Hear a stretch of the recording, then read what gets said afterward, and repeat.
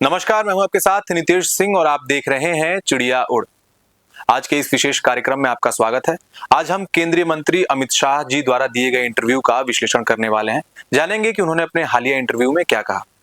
पश्चिम Asia संकट, ईंधन supply, Bengal SIR घुसपैठ, नक्सलवाद और यूसीसी से लेकर संसद के विपक्ष के व्यवहार तक की सब विषयों पर बात होगी। उन्होंने सरकार की तैयारियों पर भरोसा दिलाया और विपक्ष पर, खासकर राहुल गांधी पर तीखा हमला बोला। आइए उनके बयानों को डिटेल में समझते हैं और जानते हैं कि उन्होंने क्या कहा। सबसे पहली बात है कि पश्चिम एशिया संकट और तेल ईंधन पर उन्होंने कहा कि कुछ नहीं होगा, मोदी सरकार पर भरोसा रखिए।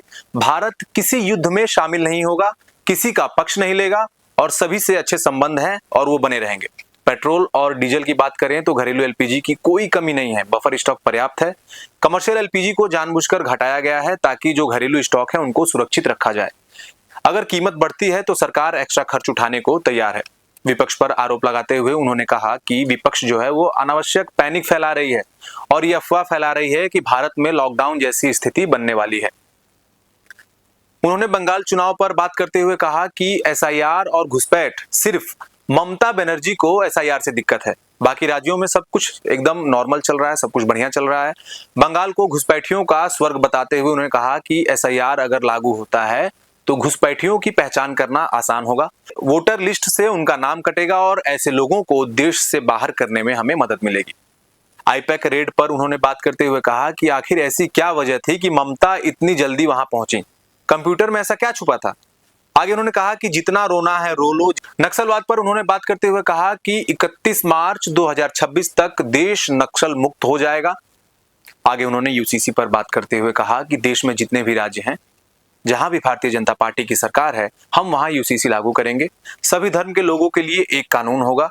2047 तक विकसित भारत, 2029 में भी भाजपा सरकार बनेगी।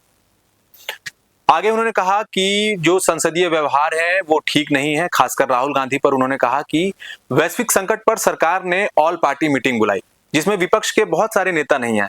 राहुल गांधी, सोनिया गांधी ने खराब तबीयत का हवाला देकर पार्टी मीटिंग में नहीं पहुंचे।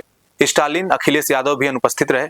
शाह ने कहा कि ऑल पार्टी मीटिंग बुलाई लेकिन राहुल गांधी नहीं आए, स्टालिन नहीं आए, अखिलेश जी सांसद हैं फिर भी नहीं आए। मीटिंग में सभी पार्टियां मौजूद थी। राजनाथ सिंह जी की अध्यक्षता में कॉमन रेजोल्यूशन पास हुआ। शाह ने कहा कि संकट के समय डिप्लोमेसी और अर्थव्यवस्था पर बंद कमरे में चर्चा जरूरी होती है। अगर ये चीजें पब्लिक में डिस्कशन होगी तो पैनिक फैलता है, जाहिर सी बात है। विपक्ष संसद में खुली चर्चा की मांग कर रहा है। टीएमसी ने इसी आधार पर मीटिंग में हिस्सा नहीं लिया।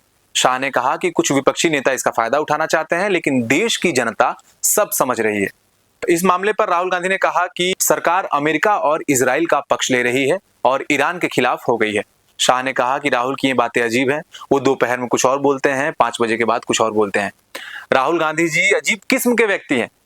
आगे बात करेंगे कि संसद में विपक्ष ने क्या हंगामा किया। कमर्शियल एलपीजी की कीमतें घटाने पर विपक्ष ने बैनर लगाकर हंगामा किया, जबकि सरकार ने घरेलू महिलाओं की सप्लाई सुरक्षित रखने के लिए ऐसा कदम उठाया। कुल मिलाकर शाह ने कहा कि विपक्ष संकट का राजनीतिक फायदा उठा रहा है जबकि सरकार शांति और हितों की रक्षा कर रही है। अमित शाह का इंटरव्यू बीजेपी की आक्रामक राजनीति को दर्शाता है। विकास, सुरक्षा और विपक्ष पर हमले का मिश्रण है। साथियों, कुछ सवाल हमारे हैं जो हम सरकार से पूछना चाहते हैं। सबसे पहला सवाल तो यह है कि अमित शाह जी, अगर 12 साल की सरकार में बंगाल पूर्वोत्तर में घुसपैठ नहीं रुकी तो बॉर्डर सुरक्षा का क्या फायदा? आखिर ऐसे क्या कारण है कि एसआईआर चुनाव से ठीक पहले हो रहे हैं? क्या ये वोटर लिस्ट में फेरबदल का चुनावी हथकंडा नहीं हो सकता है? यूसीसी पर 12 साल से वादा अब तक लागू नहीं किया, मुस्लिम वोट बैंक की राजनीति भी तो हो सकती है। नक्सलवाद की डेडलाइन बार बार टल रही है, ऐसा पहली बार नहीं हुआ है कि आपने नक्सलवाद खत्म होने की बात की हो। पश्चिम एशिया संकट में कुछ नहीं होगा कह रहे हैं, लेकिन पेट्रोल पंपों की कतारें आपसे छुपी नहीं है। पहले से तैयारी क्यों नहीं थी?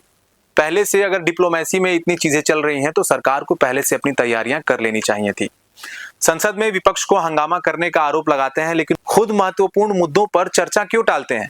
राहुल गांधी जैसे नेताओं की गैर मौजूदगी पर सवाल उठाते हैं, लेकिन ऑल पार्टी मीटिंग में विपक्ष के और भी नेता नहीं आए, लेकिन आपने विशेषकर राहुल गांधी को हाईलाइट करके इस चीज पर सवाल उठाया।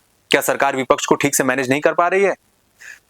राहुल गांधी पर अजीब व्यक्ति और बार बार बयान बदलने वाले का आरोप लगाते हैं, लेकिन महंगाई, बेरोजगारी जैसे असली मुद्दों पर संसद में ठोस चर्चा और समाधान कब होगा? सिर्फ विपक्ष को कोसने से काम चलेगा? कमर्शियल एलपीजी पर विपक्ष का हंगामा बताते हैं, लेकिन आम आदमी पर महंगाई का बोझ क्यों बढ़ रहा है? संसद में विपक्ष को बैनर दिखाने का मजाक उड़ाते हैं, लेकिन उनकी मांगों पर ध्यान क्यों नहीं देते हैं? ये सब सवाल हैं देश की जनता के इस सरकार से। तो साथियों, ये था गृह मंत्री अमित शाह का दिया हुआ इंटरव्यू और उनसे हमारे कुछ पूछे गए सवाल। आपके मन में भी कुछ सवाल हैं तो आप कमेंट सेक्शन में कमेंट कर सकते हैं। देखते रहिए चिड़िया उड़। तब तक के लिए नमस्कार। जय हिंद, जय भारत।